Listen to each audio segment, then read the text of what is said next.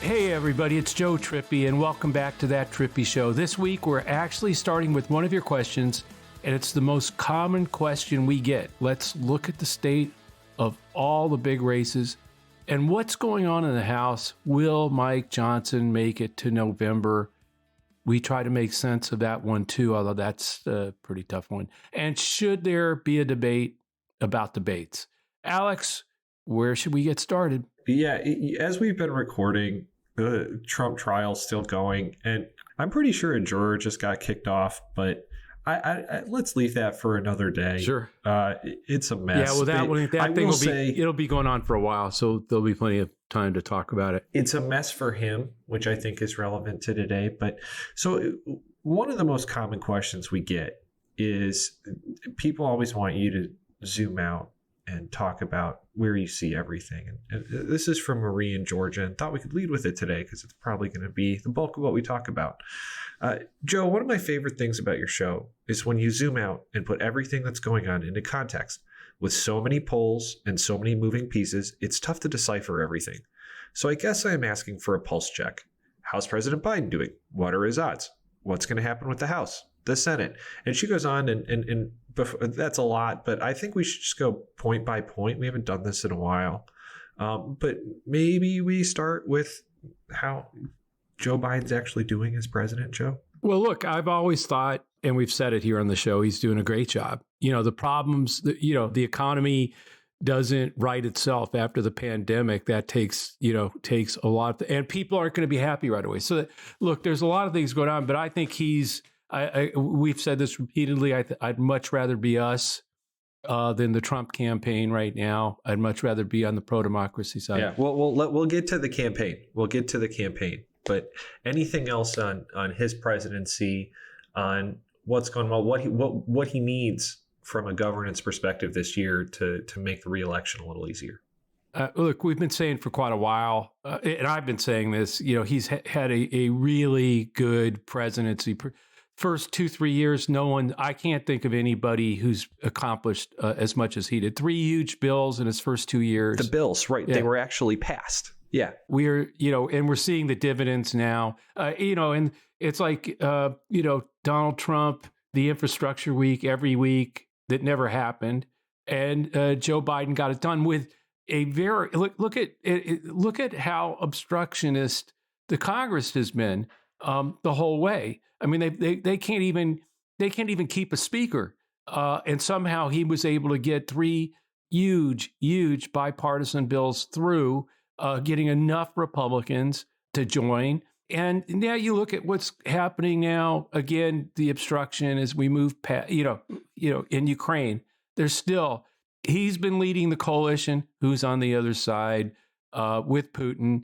And we still don't know whether Congress will come together and pass that funding. And, and so there's other things. What needs to happen in Gaza? I guarantee you when a ceasefire comes, it will be because of the diplomacy of Joe Biden and him holding. And we saw this, by the way, with the attack that just happened from Iran, with the U.S. military knocking down, I think, 86 missiles or drones of the 350 that came across. And the coalition that did it was not just the British, the Israelis, the U.S. and France, and including Jordan and Saudi Arabia. That's an incredible coalition in defense of Israel. And so when that ceasefire comes, and it will, again, I think it will be clear that it was predominantly because of the pressure Biden put on and our diplomatic corps put on both sides, not just Israel, but Hamas and Qatar and with help from Egypt and others. So that's still out there. But I think even in the end, that will accrue to, you again, contrast that with what Trump would be doing right now. There would be no way that it wasn't escalating. That's the thing. Somehow, Joe Biden has calmly led both the NATO coalition and worldwide coalition in response to supporting Ukraine and holding things together by putting pressure on both sides in the Middle East And if you look at it, Ukraine would already be in Putin's hands. And there's no way that this wouldn't have escalated, that Trump wouldn't be escalating the conflict right now in the Middle East. So you got that. And then you have the economic growth. U.S., we're on track to grow at double the rate of any other G7 country this year. And that's, according to IMF forecasts. The real problem, it always is, as prices increase. By the way, prices have increased from the beginning of time. They don't go down. They increase every year. There's inflation. Even the Fed aims for holding it at 2% inflation every year, but it's 2% year in, year out. If things are at a steady rate, it's down to 3.5 now. The problem, and way down from the 9, almost 10% it was back in 2022, when gas prices were really soaring and everything was going up. The problem is those prices stick in people's heads, but their wages are increasing. People have more jobs than we've had in the country in decades. And I think you're seeing that in consumer sentiment and other things. And we've talked about that before. So at this point, I think, you couldn't ask for a better job performance out of any president that in recent memory. Biden's has by far been a success. Well, and so one of the common questions we get is, how do you message that to voters? How do you tell that story? But so zooming back out, we talked about his performance. How do you like his? I don't want to say his chances, but getting back to Marie's question, what does that mean for this fall based on everything you've seen? Look, this is going to be a good year for Democrats and for Biden. I believe that. I've said it repeatedly. We are, I think, moving towards, I know Simon Rosenberg talks about 55%. I don't think that's real. First of all, there's only 55% of the country that's even available to Biden and the pro-democracy movement. But I do think we'll end up over 50, 51. Biden got 51 in 2020. I think it's going to end. Joe Biden's going to end up getting between 51 and 53% of the vote. And I think the only threat to that, and we've talked about this too, the threat to him getting into the 50s is third parties. Because if Robert F. Kennedy Jr. is out there and some others, and they get 3 or 4 points or 5 points of that 55 that's available to Biden, it could hold them under 50. If they get 7-8% combined, it could put them into the 46 race that Trump needs. Right now, though, I think that threat is being knocked down every day. The Kennedy family today, I think 12, 15 members came out and endorsed Joe Biden as we're recording this. The No Labels is out, and there is a concerted effort now to warn the country about RFK Jr. and the others. So Kara Kennedy was on, I think, MSNBC this morning, may have been CNN. I don't remember where I saw her, but she is very clear that a vote for Robert F. Kennedy Jr. or any of the third parties was a vote for Trump. And so the more that warning gets out, I think that risk gets diminished. But you've got, the GOP is, keeps helping as it did in 2020. So I think that's clear. They're going to keep doing the crazy stuff. This isn't just happening on its own. Everything keeps coming back to abortion, and that's not happening on its own either, because the crazies in MAGA, they're the ones doing it. They just keep bringing it back. Just as I think, well, maybe the people have forgotten about IVF in Alabama. Arizona comes in and does a complete ban going back to 1864, with some life of the mother exception. But the thing about that is, even with Kerry Lake and Trump walking away from it, the speaker in Arizona won't even bring a bill up. He keeps saying, no, we're going to keep, this is going to be the law. 1864 is going to be the law. This stuff just keeps going on. So, you've got all that happening. The thing is that elections always, and we talk about this with Rick Wilson and Stuart Stevens a lot, it's what turf you're fighting on. It's, elections tend to have their own, center of gravity that comes to bear. And, if you're fighting, if we're fighting on who's going to raise taxes or, any number of issues, Right. If That's it's not our turf. if it's a referendum on the economy right now, with people feeling bad about the economy, even though it's it's getting better and improving, and particularly after the devastation of a pandemic and shutting down supply chains and all that stuff, that takes time, and it's healed pretty well. And the infrastructure bill's kicking in; all those things are happening. But if it's a referendum on the economy, that's a turf that and the open borders accusations. If it's the Mayorkas impeachment, if it's that kind of stuff, yeah, which is why they keep pushing that.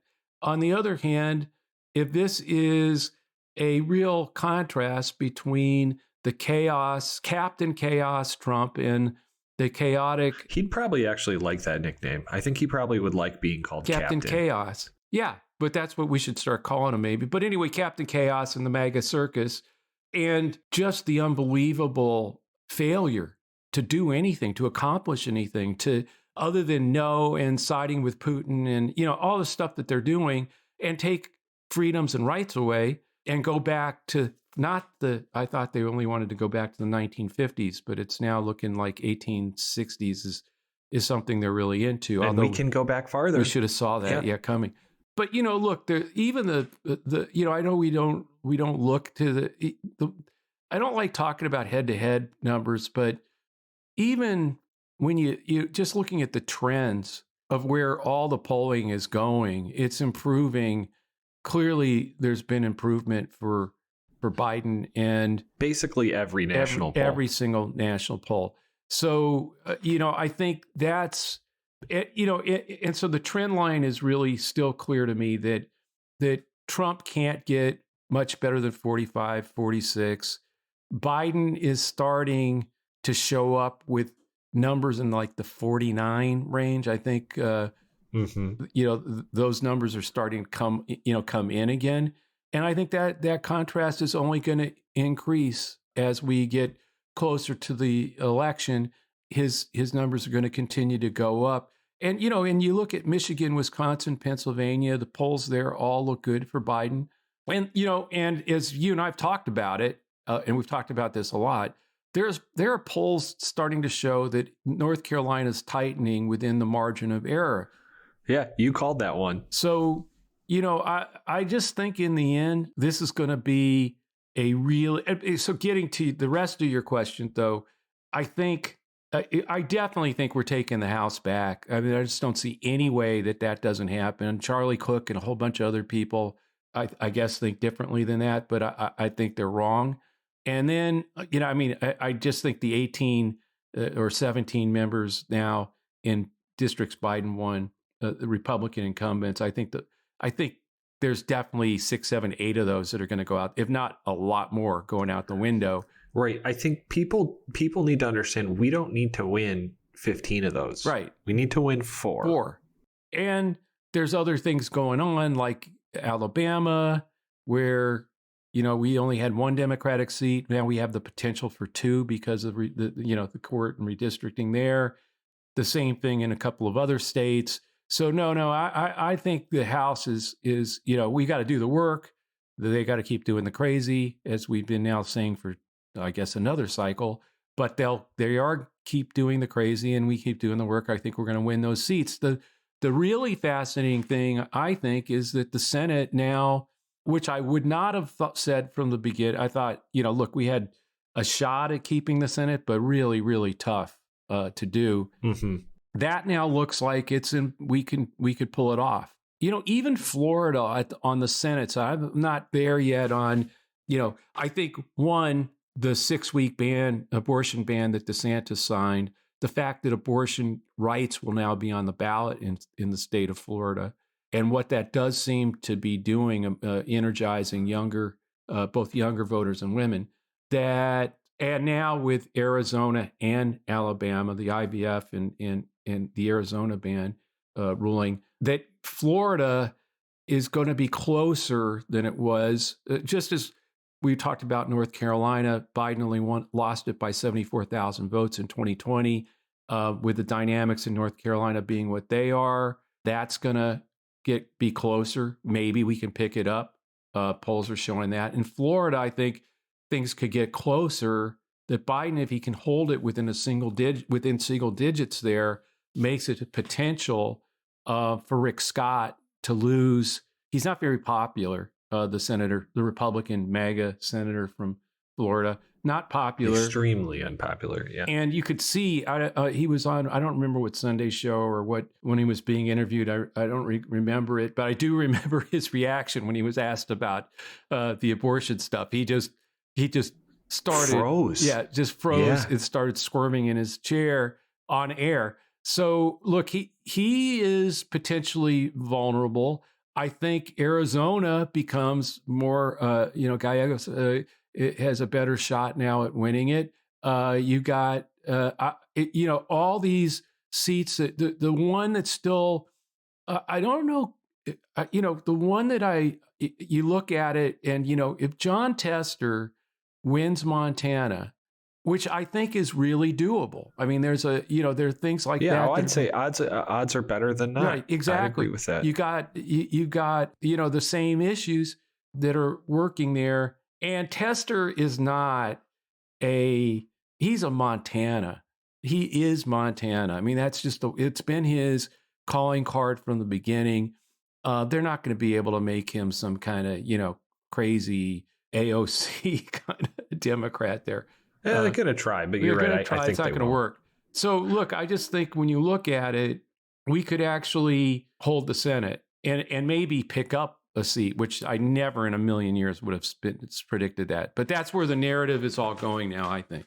Well, it's not just the narrative. And talking about the Senate before we bit back to the House and Biden for a minute, we're recording the show right after the April 15th disclosure deadline. And that's where you get a real sense of how things are going this year. We've talked about it on the show before, how Republicans have a pretty serious hard money problem. And what that means for our listeners is the most efficient dollar that can be spent on any campaign is from the candidates themselves.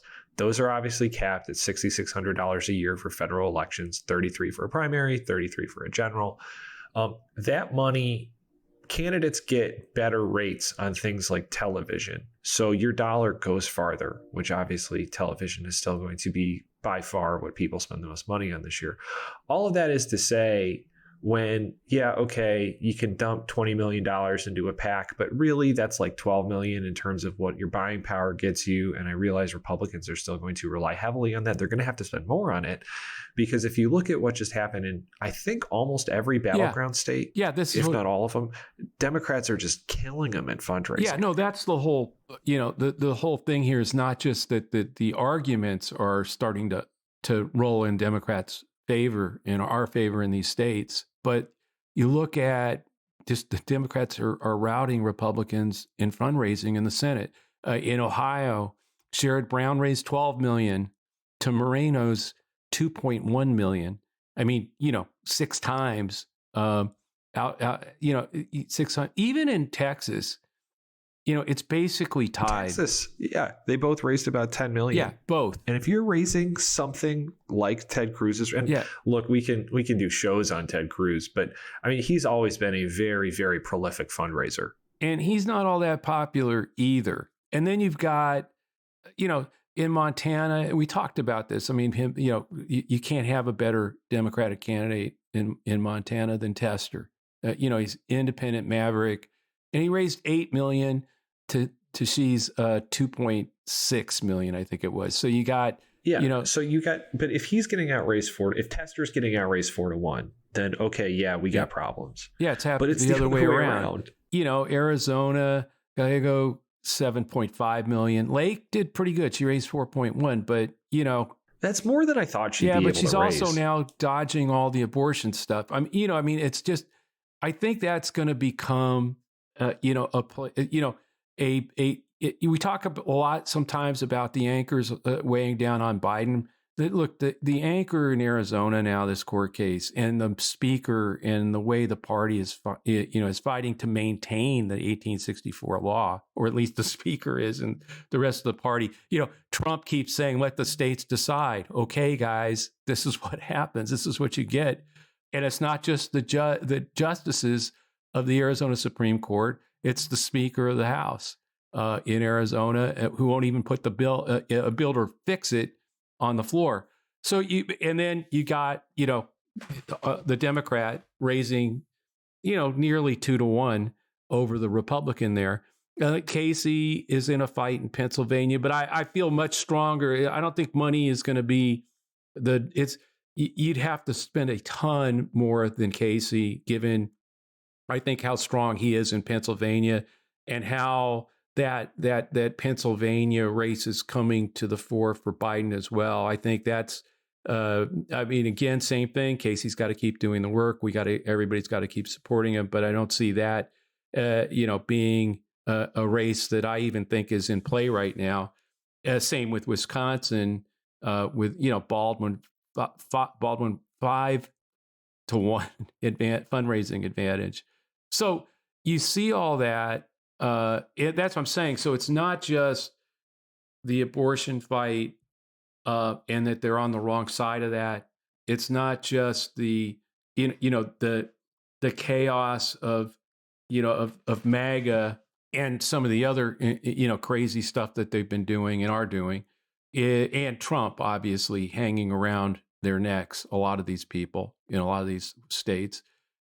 Simon also, and I talked about this, is there's now a hard money problem in the Republican Party. They're so dependent now on billionaires writing big checks to dark money groups and stuff that they have lost. And a lot of the max out kind of, donors have stopped giving. I mean, they're so appalled with where the party's gone that they're really not stepping up. And I think that's causing a real problem for these Republican Senate candidates in particular. And by the way, the same thing's happening in a lot of the House races. And I do, before we move on, I do want to just go back to one of the House questions. What is going on with Mike Johnson? I do not get it, Joe. It's like he went to Mar-a-Lago, I think, last Friday and did the whole pilgrimage to Trump and played the hits and talked about election fraud. And then he went on the weekend and told Jake Tapper something along the lines of, we're going to stand for freedom and make sure that Vladimir Putin doesn't march through Europe. Like, what is with this shift and what is he trying to do? And can any of this work? Not in the long term. I don't think it'll work. I mean, look, he's just trying to hold on to his job, is what he's doing, which is actually kind of sad given the stakes that it took, gave Russia a 6-month advantage, where we could have done something, could have gotten them the weapons and the money that they needed. And he just, couldn't do it.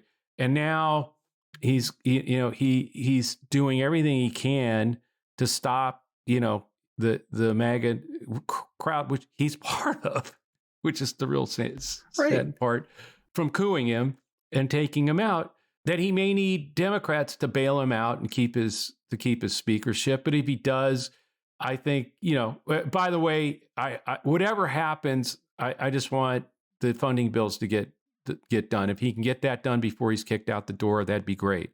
But no, he's just, another, mini McCarthy. He's just following the same exact script, going down to Mar-a-Lago, bowing, curtsying, only to get screwed when it all comes down, and it will. And Trump will look the other way and say he wasn't a good speaker or whatever the hell he's going to do. But in the end, it's just another sad case. Not sad. It's just how reckless and incredible. What we talked about this. I can't remember something we were working on.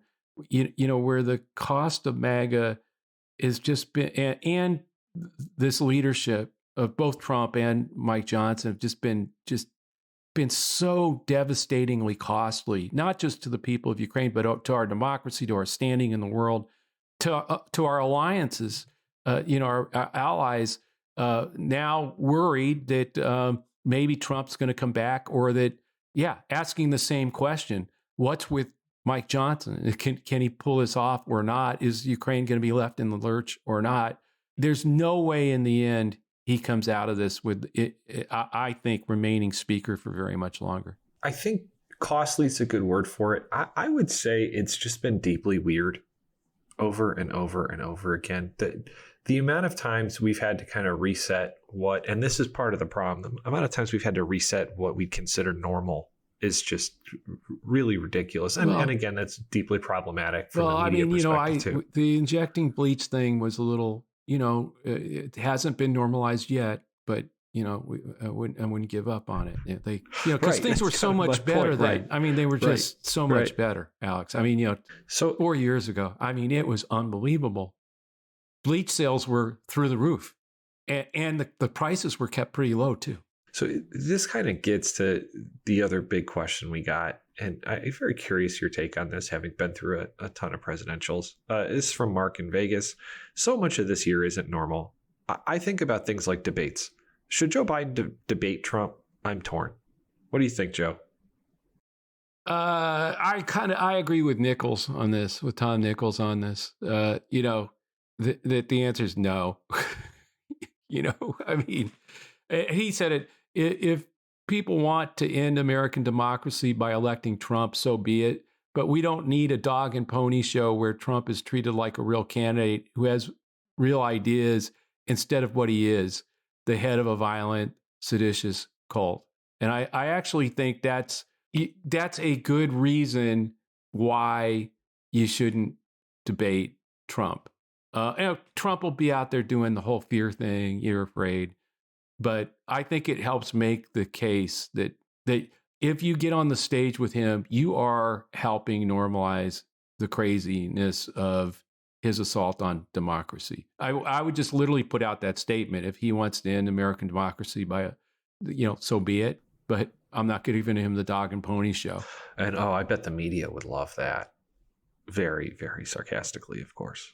Well, yeah, I mean, no, but I'm just saying, you're going to pay a price for not doing it, but I sure as hell wouldn't give that guy. I mean, first of all, I don't think this is ever going to happen because Trump has already said he is not going to debate. Right, exactly. Like he's doing the whole crying about the rules thing and calling it corrupt. And the Commission on Presidential Debates has sponsored and carried out every series of debates for president since that I can remember forever. That's who sets since the 80s, yeah. Since the 80s. So Trump has already said that he will not debate under anything that the commission sponsors. Well, it's the commission that has held every debate since the 80s. Both parties, nominees, have agreed year in and year out to abide by those rules and those, the procedures and the process and enter those debates. But Trump's not going to do it. So if I'm Biden, I'm saying, yeah, happy to do it. I'm doing it, going to agree to the commission to them sponsoring the debates, and I'll be there. Then Trump's either got to cave, which he will not do because they're not going to give him Sean Hannity's not going to be the moderator of the debate. So that's not going to happen. But my point is, I think this is kind of moot. I don't think Trump is going to agree to the commission. And I don't see why any presidential candidate would, and I mean, forget about Joe Biden. I mean, in any year, why you would, sure, we'll debate and we'll do it outside of the commission that does every debate that's ever been held for you to put up a phony debate platform. And I give you, the ability to do a dog and pony show. No, I'm not going to do that. We're doing it. You let him continue to say, no, he won't debate that he won't do it. Joe, we're running out of time, but do want to just flag something for our listeners. It's just really important. There was a report in the Washington Post. There have been a couple of them in the last couple of months about just how far Russia is going to once again interfere in our elections. And again, I think Simon pointed this out. I'm pretty sure John Harwood said something too. But basically, anytime they mention Russia or Ukraine, the attacks they get online are just so much more both vicious, coordinated. There's a lot more of them. The volume's a lot higher. And at the time, I didn't really think about it because it was kind of a quick story. And I think the Times, which I know they have their own problems, but Russia's out there not just doing things like attacking people online, but they're out there creating these alternative news sites. And I listed a couple of the Sure. Miami Chronicle, the New York News Daily, and they're news sites that they're really subtle, where every once, it might just be they're all designed to make things look pretty bad and drive the fear and, talk about things like rising crimes, to fears on immigration. They're literally basically taking Republican talking or Yeah, Trump's they're run talking by points. remnants of the Prigozhin Empire. Yeah. Remember him? How's he doing? Yeah. But the thing about this now that I thought was very interesting was there was a leaked Kremlin internal document as a Russian intelligence thing. And the whole thing's really interesting. I think we'll probably include it this week. By the way, in that document, which I know we were talking about Ukraine earlier, but they literally say like they view the Ukraine conflict as the like whoever wins is going to come out on top in this establishment of a new world order. But they said literally in the document, it's important to create a mechanism for finding the vulnerable points of their internal and external policies with the aim of developing practical steps to weaken Russia's opponents. What that means and the rest of it, you just have to pull out one document. But there is a game plan, a memo in Russia. It is very official. It is like sponsored at the very highest levels. Like this is their whole plan. Yeah. Well, it's been their whole plan for a long time. I mean, they've been doing it for a while. People aren't saying it enough. And I thought we should probably use this space to call it out. And for our listeners, like we all need to kind of do our part here and call it out. And like, it would surprise you, I think, to learn that one of your neighbors, someone down the street, is probably reading like the Miami Chronicle or the New York News Day, whatever they're called. Like we all have a role to play here in calling this out, in making sure that like the fake news doesn't stay fake. That was the point I wanted to make before we wrapped, Joe. Well, it's also like, CNN and MSNBC and the New York Times don't report any of this. I mean, they don't call any of it out. I mean, it's a failure across the board that I think, to continue. And I think part of it is they still, the right wings and Trump's Russia, hoax thing has made a lot of the press like want to stay away from that. We're, from saying, hey, there's a Russia thing going on. And I think a lot of people, it got old, but it's very real. It's been, they've been actively pursuing it. It's part of the reason we are so divided. And it's also part of the reason that Russia talking points end up in the House of Representatives in the mouths of MAGA members of Congress. And not enough of them are called out.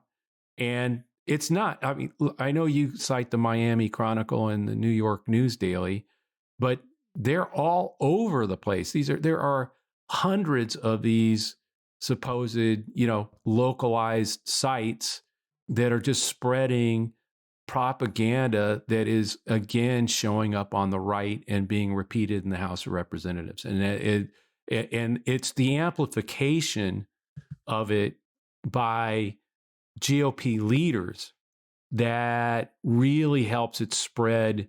And gives it a bigger life here at home in terms of the divisiveness and the aid to the enemy, the Kremlin and Putin. And so, yeah, we do need to call that out. Do we have that to put in the show links? Yeah, we'll include it this week. Okay, cool. And yeah, I mean, look, there's a lot going on here. I mean, when we talked about the polls and can Biden get to 51 or 53 with the third parties out there? All this is, it's all connected. There is a reason that a lot of Trump donors are giving to Robert Kennedy Jr. There's a reason all of a sudden there's a ton of third party possible candidates out there this year, and they're being talked about a lot and promoted a lot more. There's a reason that there are Russian talking points being repeated on the floor of the House by MAGA members of Congress. They know, they get that Trump's stuck at 45 and they got to make this race a 45-45 kind of race. And I mean, when I say they, I mean Russia knows that. to get Trump. That's what they need to do. The MAGA people in Congress know that. Trump knows it. Steve Bannon knows it. That's why he spent 2 months, actually more like a couple of years, promoting RFK Jr. And urging him to run for president. It's none of this is an accident. They know why he won in 2016. Russia knows why he won in 2016. Trump knows why he won. Strong third parties. And why did he lose in 2020? Weak third parties. So the disinformation that we saw in 2016 and 2020, it's out there and it's amped up. But what they can't stop, they can't help themselves, is the chaos and the circus and just the extremism that is MAGA and Trump and where they want to take this country. They can't change that. And these guys are not capable of hiding it. Their base demands it. And they're going to keep ringing that bell over and over again in the hopes that they can get more of their base excited and turning out than Biden. And if they can get some third-party voters to bleed off Biden, they know they need to do that. That's what this is all about. That's why I think that I don't agree with. I agree with Simon that we're in a much better place than Trump. I don't think we can get to 55. I do think we can get over 50. But those are some pretty damn formidable wins on the other side that are well-funded by billionaires and dark money, and, to be honest, impacted by foreign governments that want us to be divided in hopes that that Putin can take Ukraine and come out on top, and where the U.S. is weakened. But I don't think that's going to happen. I think we're going to that Biden's going to get above 50. I think we're going to hold the House and gain seats there. I mean, we'll take back the House. And I do think we're going to hold the Senate now and may even pick up a seat. Joe, I think that's a really good place to wrap for the day. Thanks, Alex. And thanks for everyone for listening to That Trippi Show. We'll put the links to the post story in our show notes. This podcast will always be free with support from our advertisers and is part of Resolute Square.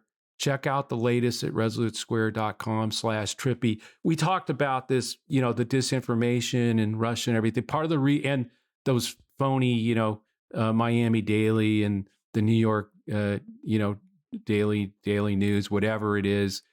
It's one of the reasons we started Resolute Square. And so you check out resolutesquare.com/Trippi, because that's one of the places where we're trying to start creating a counter to all the disinformation out there, to take it on, to create our own media platforms, to do battle with the Breitbarts and the Fox Newses of the world and these phony Russian sites. So please take a look at that and think about joining Resolute Square if you get a chance. Please subscribe to That Trippi Show. Leave a review on Apple or wherever you listen. And if you're listening to this episode on YouTube, please like and subscribe to get alerts when we post the next episode. You can always send us a question to thattrippishow@gmail.com or leave us a question in a review on iTunes. See you next week.